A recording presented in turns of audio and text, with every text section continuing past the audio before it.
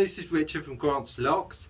I just thought I'd give you some tips actually. One of the most common lockouts that I get is where people have left their keys on the inside of the door, and then they go out to grab their shopping and then the door's shut behind them. Well, an easy tip to do is literally, as you go out, just lift the handle up, because then all the locks are all engaged and you can't lock it. It's just going to slam shut like that. Can't lock yourself out, can you? Also, a couple of other tips is sometimes you could get some lockouts where the centre mechanism, that piece inside the door frame, sometimes they fail. An easy way to check to see that whether that's gone or not is if you shut the door and you lift the handle up and you're not actually struggling to lift it.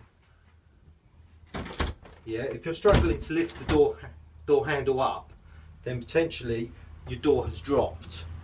Yeah, and a good way to check that is to open the door, lift the handle up. If you can lift the handle up, then your mechanism's working fine. Yeah, if you open the door and you're still struggling to lift it, that could actually be a failed mechanism.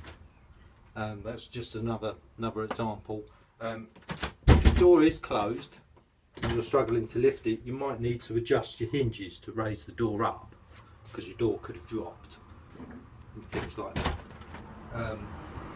Another good tip is if you're looking to change your Euro cylinders, this centerpiece in the middle. If you've just moved into a property and you want to change your locks, another good tip is if you decide to change it yourself, you want to make sure that you've got the correct size, because if you haven't got the correct size, you can end up coming out too far, and it's easy to just snap that off, and the burglar could quite easily break in. Plus, it looks quite unsightly, because you could even end up kind of hanging your coat on it or something like that. So it does look unsightly. So you want to make sure you've got the correct size. It's quite important. And that's pretty much basically it. Thanks for watching. That's me, Richard, from Grant's Locks.